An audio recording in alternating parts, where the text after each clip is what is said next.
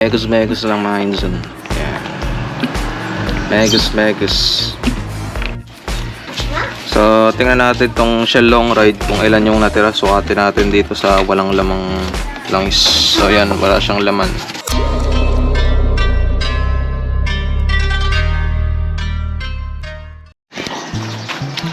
Ayan, nagbabalik tayo mga kuys.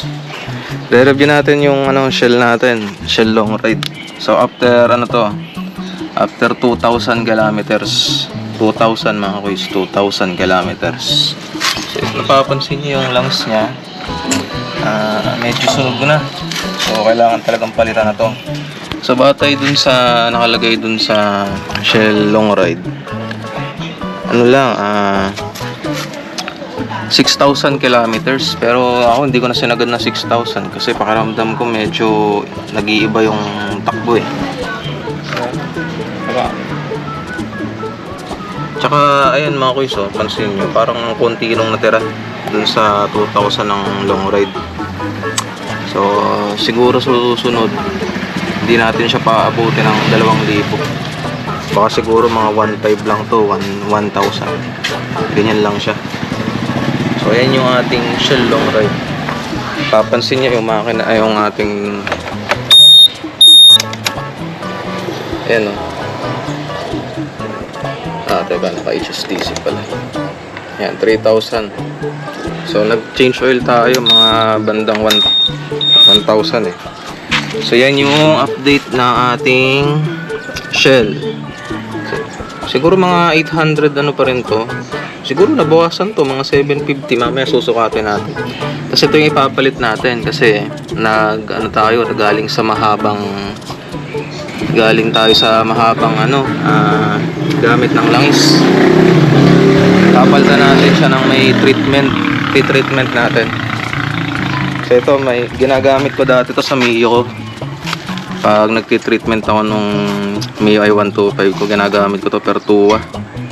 Ito yung mabangong langis, tapos malinis sa makina. Walang halong mancha. Hindi nagmamantsa sa makina mga kuys. Tapos, ito yung pangpalit ko, yan, Pertua shot.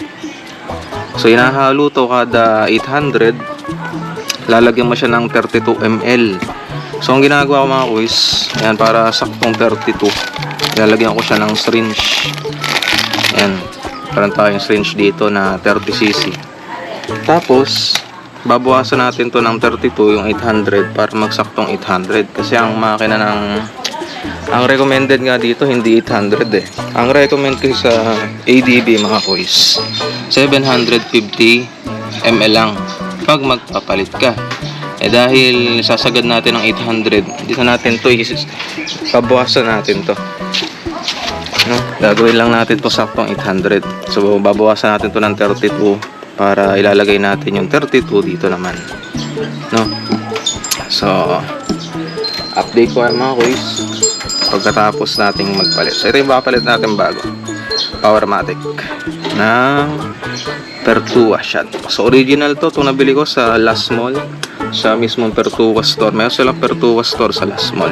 So may libreng sticker pag bumili ka. Yan. Tsaka naka-discount sila gawa ng nag-sale. Yan. Parang nabili ko tong dalawang to for 20 lang. Pero kung sa labas ko bibili, mas mahal to, panigurado.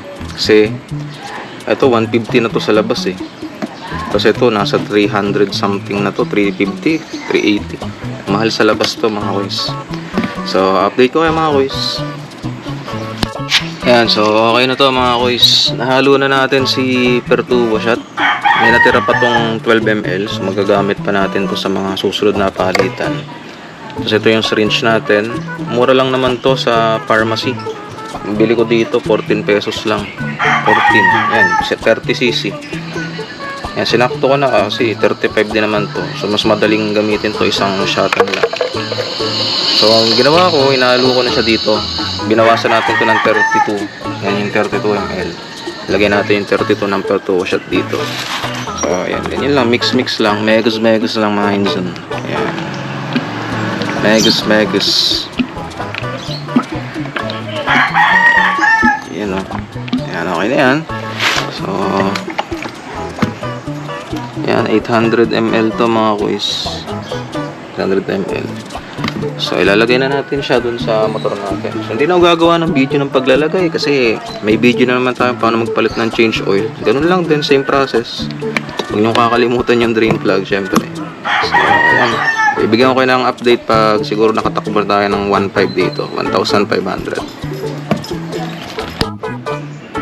Ayan, so ilalagay na natin itong mga quiz, itong Pertuwa shot dito. Tapos mamaya susukatin natin yung Shell long ride kung ilan ang natira dito sa 800 ml after 2,000 kilometers dito sa EDV 160.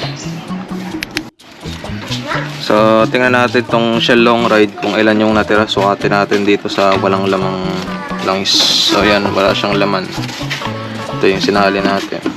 Check natin kung nagbawas ba o goods pa rin yung Shell long ride sa loob ng 2,000 kilometers. Pero tingnan nyo, so 2,000 maitim na siya sobra eh.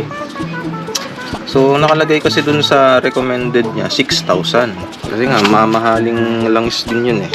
6,000 siya eh. Pero sa loob ng 2K ito na siya eh. Parang hindi ko siya gustong patagalin pa pag 2,000 ganito ay itsura niya. Siguro okay na yung 2,000 dun sa Shell long ride. Huwag na natin siyang pahabain. Parang delikado na ito mga kuys eh pag pinatagal nyo eh.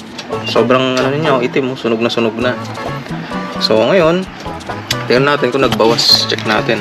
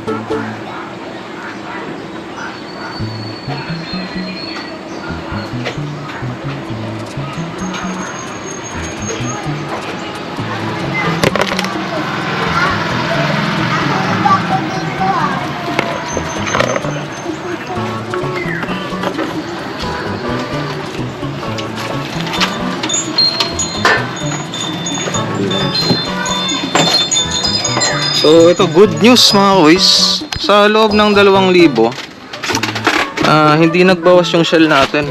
So 800 ml pa din siya. So ibig sabihin yung Shell long ride maganda talaga sa makina. Hindi nagbabawas. 2K oh. Wala eh, walang bawas oh. 800 pa din eh. Oh, saktong sakto mga kuys oh. Ewan kung pansin nyo, ayan oh. Kita nyo ba? Ayan, paalugin ko. Ayan, naalug siya. Ayan o, hindi nagbawas ko is. Ayan yung guhit ng 800. So, maganda yung Shell long ride. Pero, mas okay siya siguro kung pwede siguro siya hanggang 2,500. No? O, depende sa driving habit nyo. Baka mapatagal nyo pa yun lalo. Siguro mga kaya yun hanggang 4,000. Depende sa driving habit nyo. Kasi ako medyo bomba kasi ako ng bomba lagi. Kaya 2,000 pinalitan ko na eh. So ang ginawa natin is pinalitan naman natin siya ng Pertuwa shot. So good news yung ating long ride. Maganda yung ating long ride. Talagang suggested yung ating Shell long ride. So after nito maglo-long ride ulit tayo. Check naman natin tong Pertuwa sa Honda ADV. So ilan mga kuys ang ating update sa ating Honda ADV 116 long ride. Peace out mga kuys.